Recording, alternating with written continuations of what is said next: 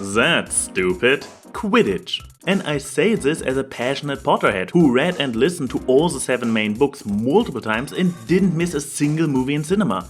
And while I agree with Harry Potter haters that a lot in J.K. Rowling's magical world is silly, nonsensical or outright stupid, most of that can be overlooked because it usually takes place somewhere in the background of Harry's adventures and just adds to the whimsicalness of the wizarding world. However, the same cannot be said about every wizard and witch's favorite sport, Quidditch. It is not just a regular topic characters talk about, no.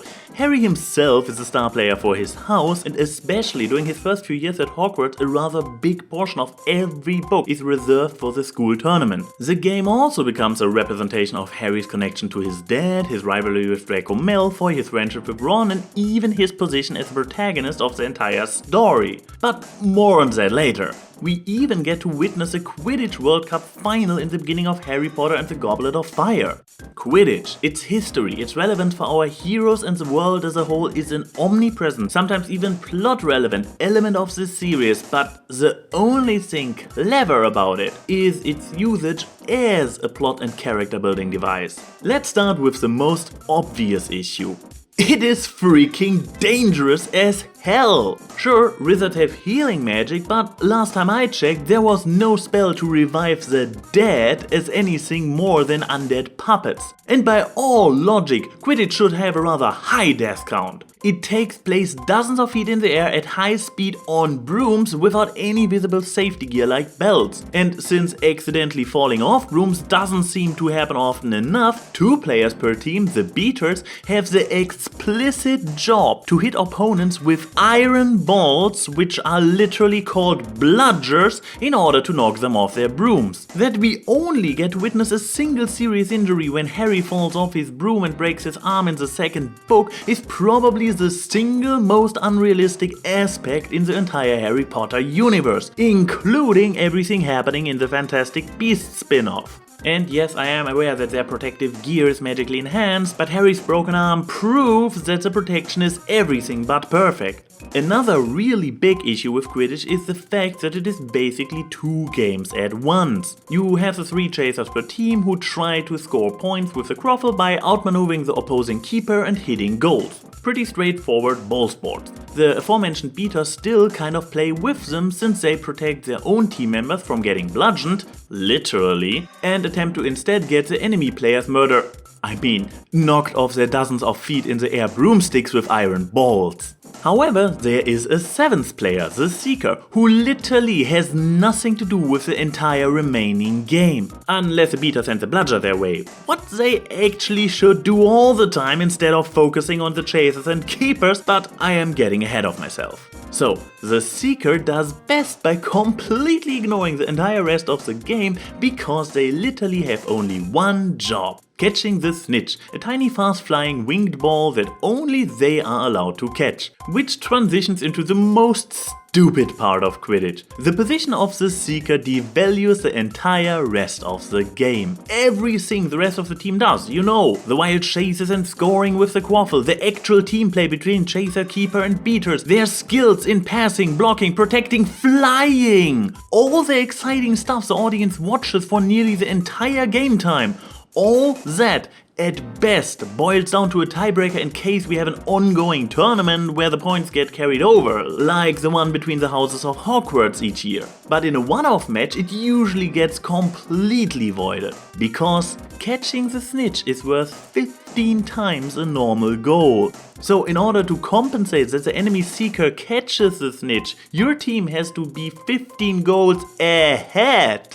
But why? Isn't this exactly what happened during the World Cup final in the beginning of Goblet of Fire? Yes, and I am glad you bring this up, Foreman. Because if you recall the reaction of basically everybody, you see that the idea of this happening seems completely absurd. Only 2 crazy people like Fred and George would even come up with betting on such an outcome, and an experienced former star Quidditch player like Ludo Beckman is outright amused by them making this bet, implying that this doesn't usually happen. But even in softer circumstances like the yearly tournament at Hogwarts, the number of caught snitches more or less overrules the remaining gameplay. Skeptical if it is really that drastic?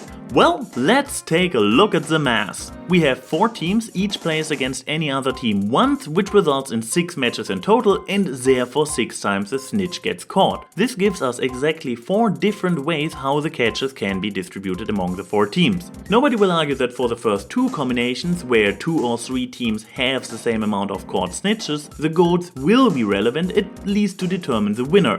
But again, as secondary criterion after the amount of caught snitches. Otherwise, the order is more or less already set through the giant advantage in points a single caught snitch brings. Every team has only 3 matches per year, which means they need to have a goal advantage in every single one by 50 on average in order to make up for having caught 1 less snitch than the next team. Therefore, the further you go to the right in the table, the less likely it is that the team with the most caught snitches doesn't win the overall tournament. And the more evenly matched teams are, the worse it gets, since big gaps in the amount of scored goals should decrease. Which is why JK needed to make it abundantly clear during the World Cup arc how much superior the Irish team was to justify for Krum to catch the snitch even if it meant losing. What kinda raises the question how the Bulgarian team ever made it to the final. Well, the answer should be obvious at this point. Catching the snitch is so overpowered that a good seeker can literally win you single-handedly an entire World Cup. Viktor Krum, sorry I meant of course the entire Bulgarian team,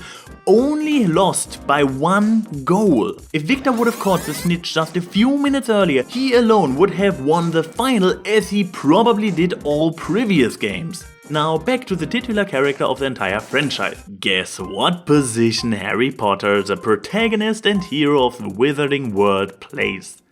Of course he's a fucking seeker! My guess is that JK has no clue about sports and just took a few basic ball sports concepts, mixed them with some magical themes, and topped it all off with a special job that allowed her baby boys to be the most important character even on the Quidditch field. In the process, she created a deadly, completely imbalanced sport where the majority of gameplay is more or less meaningless compared to the actions of a single player who is not even playing the same game as the rest.